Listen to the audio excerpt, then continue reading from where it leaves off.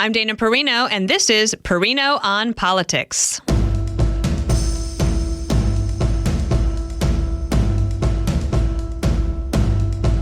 On the eve of Liberation Day, the president attempts to combat the first challenge of his second term.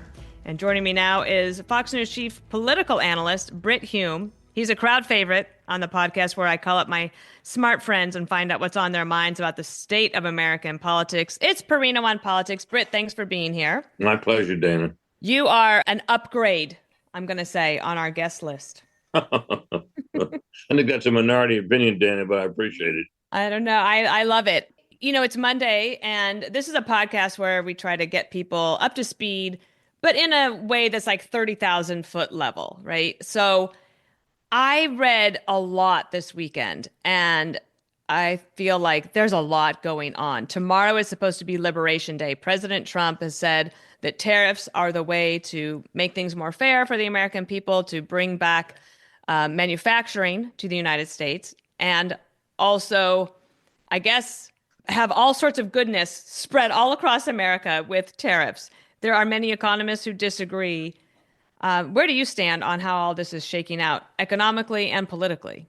Well, it's pretty straightforward as far as I'm concerned. A tariff is a tax. I noticed over the weekend, Mr. Trump's economic advisor on these matters, Peter Navarro, said, I think on our air, that a tariff is a tax cut. No, a tariff is a tax increase. And tax increases suppress economic activity, and they also distort economic activity in a way that countries are disadvantaged on all sides in a trade war. And there's no real history of tariffs having a happy ending. There have been periods when nations have survived them. Industries sometimes have been protected by them for periods of time, but in the long run, they're damaging. And yes, you're right. Peter Navarro was on with Shannon Bream, and he said that, and he's maintained that. There's also some people I saw saying, well, it's not a tax increase if you don't buy it. But that's not necessarily the American way. So that means if you raise sales taxes, you're not really raising taxes because people can opt not to buy things. Mm-hmm. That argument is a non-starter. The other thing is that Politico reported that still even advisors within the White House don't know exactly what the president is going to do. So he does have a way of trying to just keep everybody on their toes and guessing. Well, he seems to like that, and he seems to like to operate in that atmosphere where he's comfortable.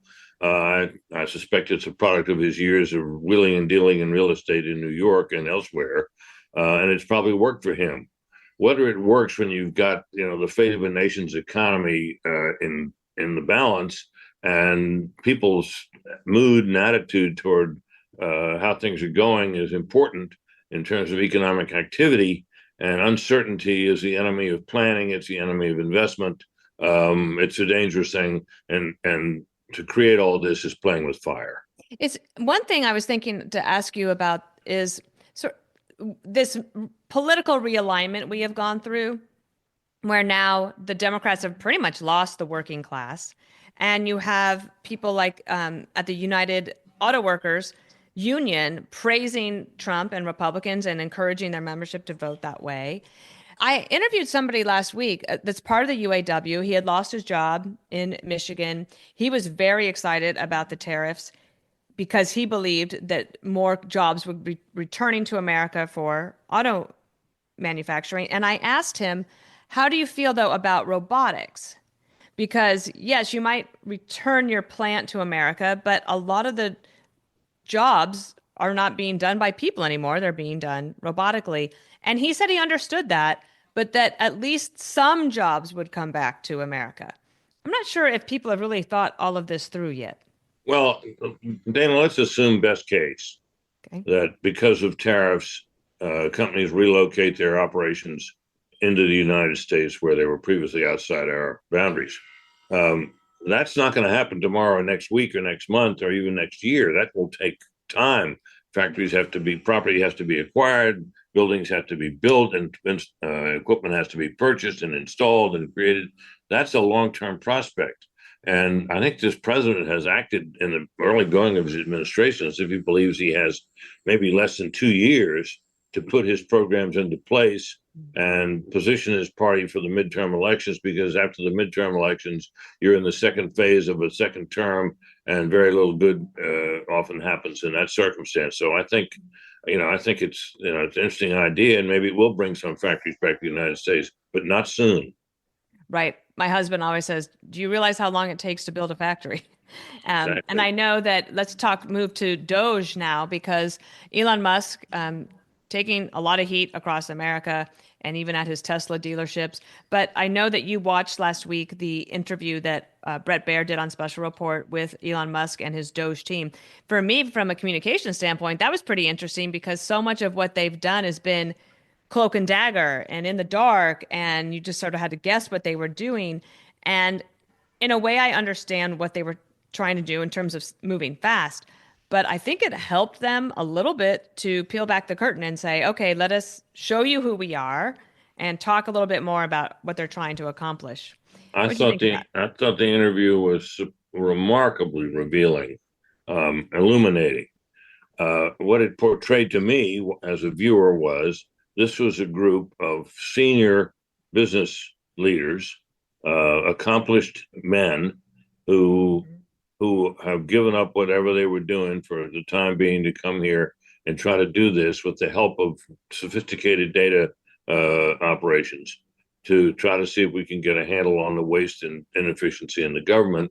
And I was exceptionally impressed by them. Doing the interview was a great idea. They should do more of this. They could do one of these every couple of weeks, and it would probably help. I don't know if the other media that reach other parts of the country, other audiences, would be game to do it, but they ought to be. And I thought it was fascinating. Yeah, there's some extravagant claims in there, $1 trillion, and the rest of it sounds pretty ambitious. But I think it changed my attitude toward Doge, and I think to anybody who saw it would have their attitude changed as well.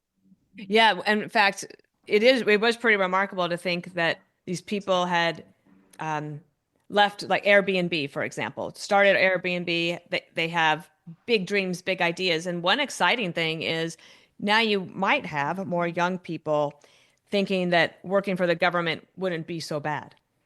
Well, one thing that's clear was in the interview was the extent to which, in a number of these agencies, they're getting a high degree of cooperation from the people who work in those agencies, who would like to have their data systems updated, would like to have their methods improved, and would like to see some of these changes put into effect, which I thought was telling. And they also were quite complimentary of the better people that they work with in these agencies, which I thought was telling as well. Yeah, I like that too. So that all sounds good. The other thing, two more things on President Trump is, well, three. He decided to call in to Kristen Welker of NBC News and give her a couple of news tidbits that really fed the day yesterday, Sunday, March 30th. And one of them was that he said that he is mad at Vladimir Putin for things that he had said about Zelensky, but also probably because these ceasefire talks are really going very slowly. Well, I think the question all along, Dana, has been whether the president would ever get tough with Putin. He has portrayed Volodymyr Zelensky as the obstacle to peace here. That's been going on for some time now.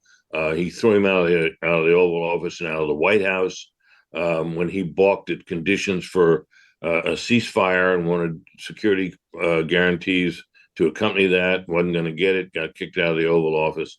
Eventually, Zelensky came around to some extent. So far, none of the president's ceasefire proposals has really been met by Vladimir Putin. I think to any thinking person watching all this, the obstacle to peace so far has been Putin, who's a tyrant and the invader here. And so I think that it's interesting to hear the president be critical of him, because he's been very hesitant to do that so far. But at some point, the pressure's got to be put on Putin, or I don't think he's going to agree to anything.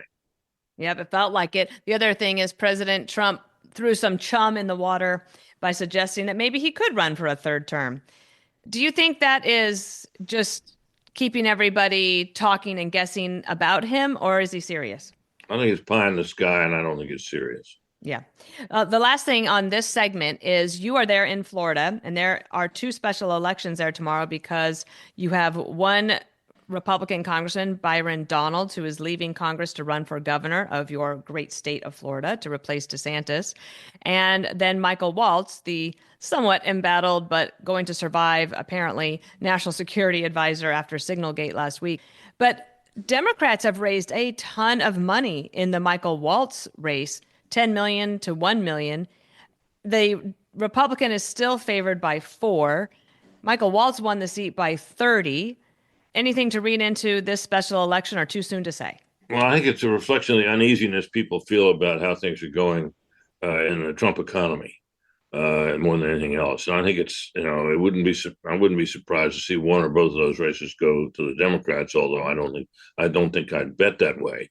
It's just something that could happen. And if it does happen, oh my Lord, the long, the hysteria about that will be endless, and we're going to hear about the Republicans are in trouble, and the midterms are going to be a calamity, and so on. So brace yourself. Yep.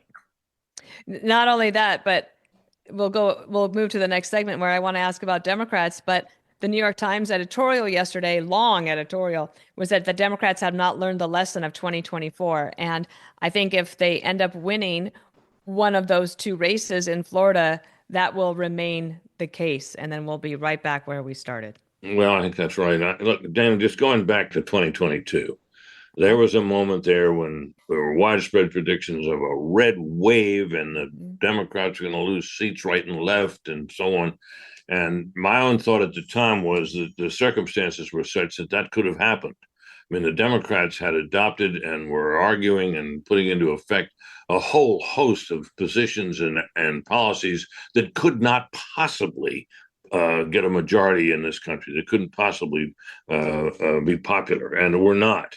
And yet they held on and did better than expected in that election. I view that election as a time bomb that did not go off. And it did go off in 2024 and got Mr. Trump back in the White House. But make no mistake about it. When we talk about his high approval rating, we're talking about something barely nudging and maybe getting slightly over or slightly under 50%, because the resistance to him in this country remains fairly strong.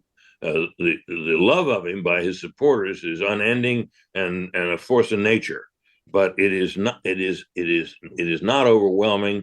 He didn't win a landslide, despite all the talk of that. He won a convincing win, to be sure. So I think that still remains the setting in which all these political events are unfolding. The president has done well. He's made the most extraordinary comeback, I think, in any of our memories. But he remains, barely a majority president, if that. And one other thing to mention before we go to the break is there is another race that a lot of people are paying attention to, but it's weird. It's a state Wisconsin Supreme Court race, but it's now the most expensive statewide race for that kind of election ever, with about $80 billion being spent, and Elon Musk saying that the entire rest of humanity rests on the outcome of this race. It will be super tight. Wisconsin, I think, is still the most purple of states, with it just neck and neck. So a Republican and a liberal running for that seat, and we'll know Wednesday what happened there if there's no recount. All right, let's take a quick break. We'll be right back. And we're back with Perino on Politics. Brit Hume is my guest. And Brit, we spent the first segment talking about Republicans. Would love to get your thoughts on some of the Democrats right now. We spent some time last week talking about this inability of Democrats to get their footing. And I keep saying on this podcast, I would love to give them a compliment and say, wow, look at the green shoots. They're really figuring things out after their loss in 2024. But even today, I feel like I still can't say that. Well, I think a party that's lost a presidential election and both houses of Congress is going to be naturally leaderless and rudderless for a period of time. I think that's to be expected. And I don't. I mean, and I think the Democrats got into this predicament by being, as I've suggested, in support of positions that couldn't possibly command a majority in this country. Too many of them for too long, and it brought Mr. Trump back to power. But as I've said, resistance to him remains real, and it remains determined, and it remains pretty strong. And I think what happened to Joe Biden uh, shows what might bring about a Democratic comeback. And what I mean by that is this: Biden took office, people were greatly relieved. He'd slain the Trump dragon in 2020, and he was set to have a moderate caretaker administration, which is basically what he had promised. And then he decided, when he got control of the Senate as well as the House, that he wanted to out Obama and be the new Franklin Roosevelt. And the result was a calamity started by the hideous withdrawal from Afghanistan and proceeding after that to one bumbled and bungled episode after another. And when he lost his way, Republicans found their way. And of course, you had in the middle of that, you had Mr. Trump making what turned out to be this astonishing comeback. So Democrats, what they need to do is to quiet down, take their time, and wait for things to fall their way, as in any administration in this poisonous climate in which we operate these days inevitably will. Isn't it strange to see all of these Democrats all of a sudden cursing? It just seems so performative, not real. Yeah, I think we can look back on this moment in history, Dana, and say this was the time when the Democrats decided that being sewer mouse would be a great way back at public feeling, and the Republicans had the richest man in the world working with them, and in Wisconsin wearing a cheese head. What a world! Wait, speaking of Biden, I read this weekend that Biden world, which we would say, we saw Bush world, there's Reagan world, Clinton world. That basically means the people who were your supporters during that administration or worked for you, you still are pretty a cohesive unit. And apparently, the Biden world team right now is bracing for a whole bunch of books that are about to come out. And one of the things was that apparently Kamala Harris's office had a what if Biden dies plan. And yet they still were all part of this movement to say, oh, Joe Biden's great. He runs circles around us at the White House. I mean, a lot of this is still to come out. Well, I think the public wised up to it, and finally realized that there was utter mendacity involved in trying to cover for the fact that Biden was incapacitated mentally and really not up to the job.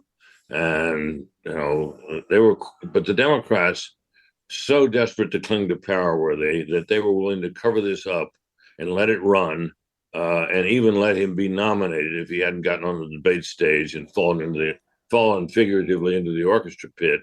And that was the end of him.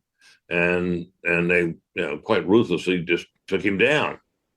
And I think there's a great story to tell about that cover up, and I think it will last in the public's imagination as a strike against the party and its leading figures who participated so openly and obviously in what was clearly a cover up. And it's one of the reasons I think that they're in such a deep hole right now. All right, we'll take one more quick break and we'll be back with Perino on politics. And we're back with Perino on politics. Brit, Hume, this is just a quick segment where I like to ask my smart friends, what are you paying attention to right now? Any trends, anything catching your attention? Yeah, I'm paying a lot of attention to what the Washington Commanders are doing in free agency. I'm not a big basketball fan, so this gives me something in the sports page to read about. But mostly I just follow the bouncing ball. I'm very worried about the outcome in Ukraine. I'm concerned about the effect of tariffs. But broadly speaking, I want this presidency to succeed. I hope it will. And I think his comeback was an extraordinary development, historic development. He deserves enormous credit for having the fortitude and the energy and the determination to bring it about.